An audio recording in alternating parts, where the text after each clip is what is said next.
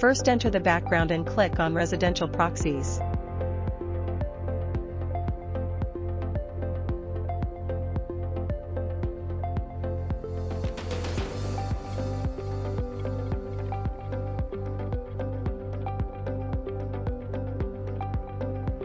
Select the country and region to extract from.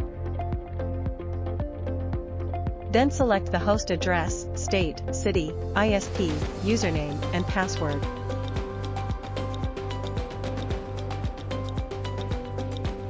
Copy the generated output format to the corresponding browser. Then open the browser and create a configuration file.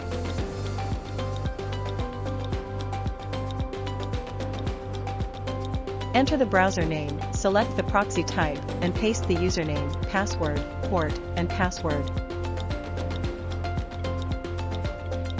After testing the proxy connection, click Save.